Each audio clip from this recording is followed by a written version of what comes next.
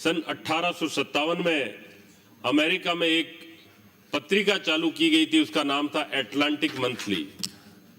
और 1959 के अंदर उसमें एक लेख लिखा गया था और उस लेख में एक कथन था कि किसी भी सरकार की सफलता इस बात से तय होती है कि उस देश के अंदर उस सरकार ने चावल और गेहूं के दाम क्या तय कर रखे हैं। अगर इसी को मापदंड मान के चलें तो मैं बहुत गंभीरता से ये बोल सकता हूं कि राजस्थान की सरकार, जो कांग्रेस की सरकार, एक सफल सरकार है। और माननीय मुख्यमंत्री जी ने जब 23 तारीख को ये बजट पेश किया तो इस बजट में उन तमाम वर्गों का ध्यान रखा गया जो सरकार से ये अपेक्षा करते हैं कि उनकी सरकार उनकी जरूरतों के लिए ऐसी नीति बनाए, ऐसे निर्णय ले जो कि गरीब, किसान, मजदूर व्यक्ति के परिवार में खुशहाली लेके आए और आखिरी छोर पर बैठे व्यक्ति के जीवन में कहीं ना कहीं सुधार हो। निश्चित तौर पर यह जो बजट माननीय मुख्यमंत्री द्वारा पेश किया गया, उसने इन सभी वर्गों को संबल देने का काम किया। हमारी सरकार ने पहल करते हुए पहली दफे कृषि बजट पेश किया और इसके पीछे मात्र सोच ये रही कि हम कुछ ऐसा करें जिससे जो किसान बैठा है आखिरी छोर पे, जो गरीब किसान बैठा है, उसके जीवन में बेहतरी सुनिश्चित हो सके। पिछले बजट में कृषि कल्याण कोष के अंतर्गत 2000 करोड़ रुपए की राशि तय की गई थी और इस बार इस योजना को वृद्ध रूप देते हुए 5000 करोड़ रुपए की राशि इसकी घोषणा की गई। इससे खेती व संबंधित क्षेत्रों में योजनाओं को प्रभावी ढंग से क्रियान्वयन किया जा सकेगा, ऐसा मेरा मानना है। सभापति महोदय, संचय नाम की एक योजना जो कि राजस्थान सरकार ने इस योजना के तहत 2700 करोड़ रुपए तय किए। जो विपक्ष के साथी हैं वो लगातार ये बोल रहे हैं ये क्रियान्वित नहीं हो रहा, ये क्रियान्वित नहीं हो रहा। मैं जानकारी देना चाहूंगा आपके माध्यम से कि जो केंद्र की सरकार है उसने इसी संचय योजना के लिए पूरे के पूरे भारत के लिए 2000 करोड़ रुपया तय कर रखा है और हमारी राजस्थान की सरकार ने सिर्फ राजस्थान के लिए 2700 करोड़ रुपया तय कर रखा है। और पिछले साल केंद्र की सरकार ने 4000 करोड़ रुपया तय किया था और वो 4000 कम करके 2000 कर दिया, यानी 50% की आपने कटौती की है। ये बहुत बड़ी बात है कि राजस्थान सरकार का संचय में जो आवंटित राशि है से ज्यादा है और समझ किस तरीके की है। हमारी प्राथमिकता किसान का भला है। बात यही खत्म नहीं हो रही है।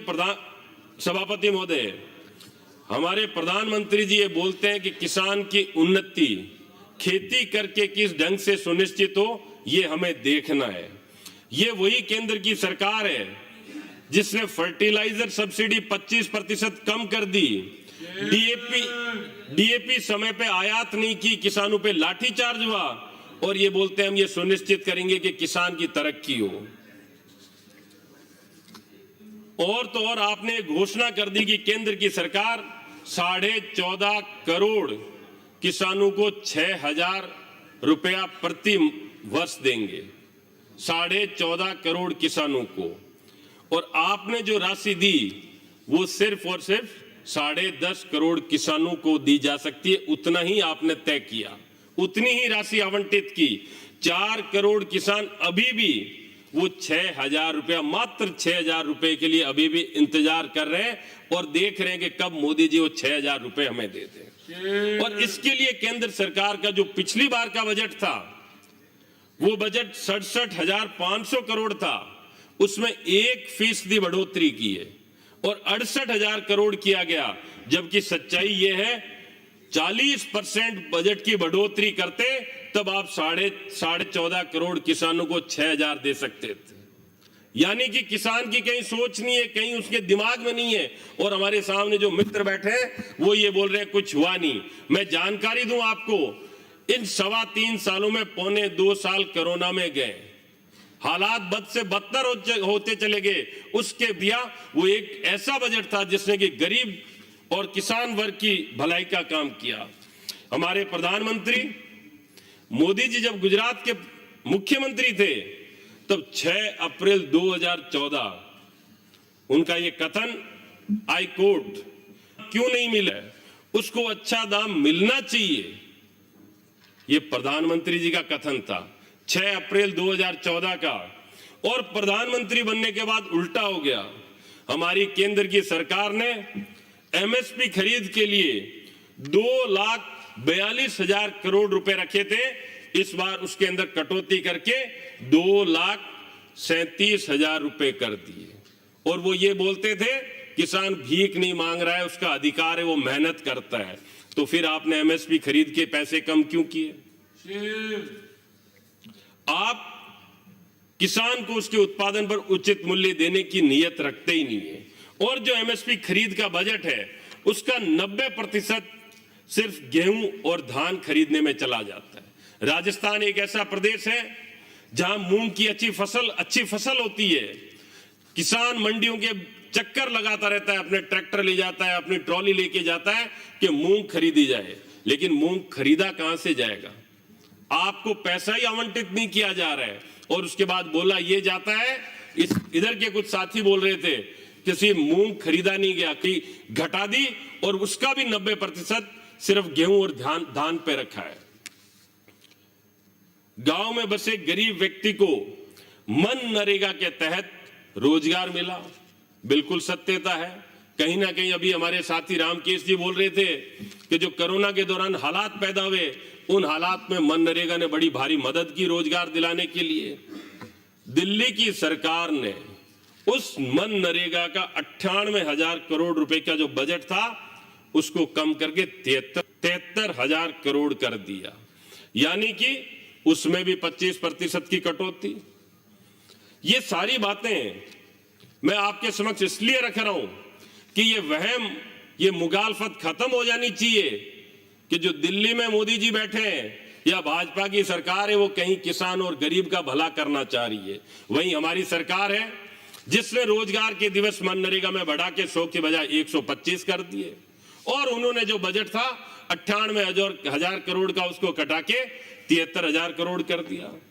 प्रधानमंत्री आवास योजना एक ऐसी योजना है जिसमें गरीब को बसेरा मिले, गरीब को छत मिले, अपने बच्चों के साथ वो कम से कम महफूज रह सके।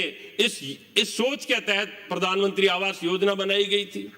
लेकिन राजस्थान के नाम क्लरिकल मिस्टेक से कहीं ना कहीं गलत दर्ज हुए या नहीं दर्ज हुए, और ये सिर्फ त्रुटि है, क्लरिकल मिस्टेक है, उसके बाद भी वो नाम दिल्ली ने जोड़ने से मना कर दिए क्योंकि यहां सरकार कांग्रेस की है।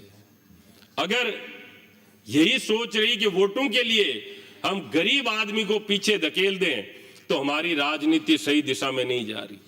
बड़ी भारी गड़बड़ है, बड़ी भारी गलतफहमी में जी रहे लोग।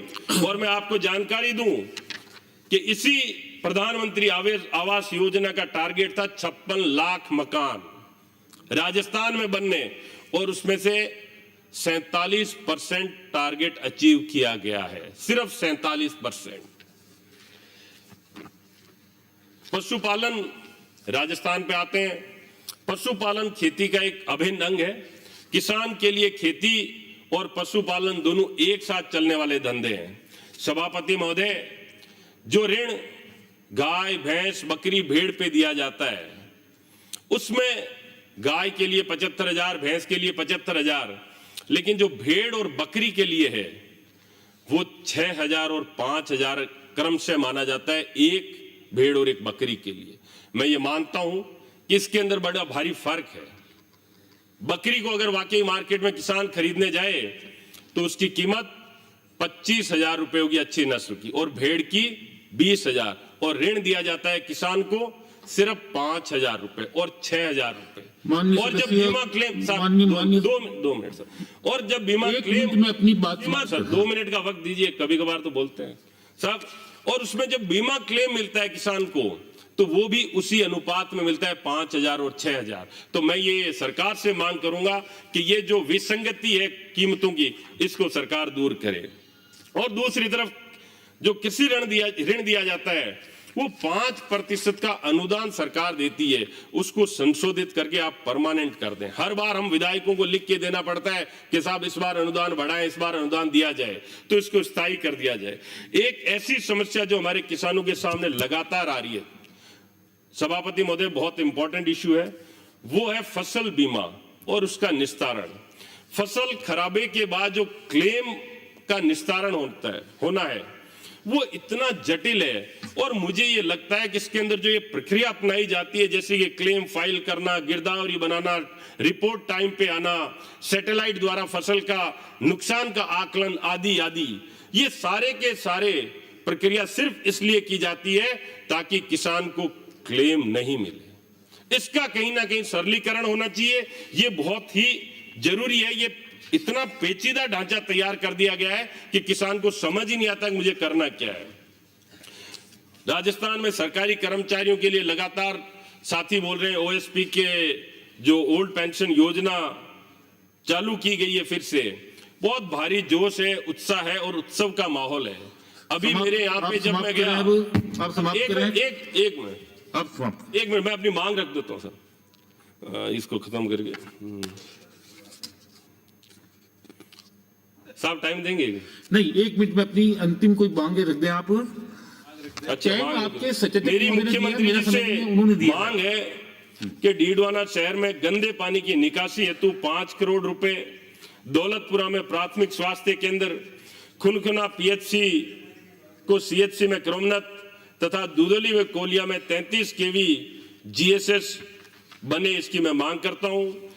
जितनी भी घोषणाएं इस बजट में की गई उनमें सबसे उम्दा कृषि और जो शिक्षा के क्षेत्र में 2000 अंग्रेजी माध्यम की स्कूल है, स्कूलों को क्रमोन्नत करना। मैं सभापति महोदय आपको धन्यवाद देना चाहूंगा, आप मुझे बोलने का मौका दिया।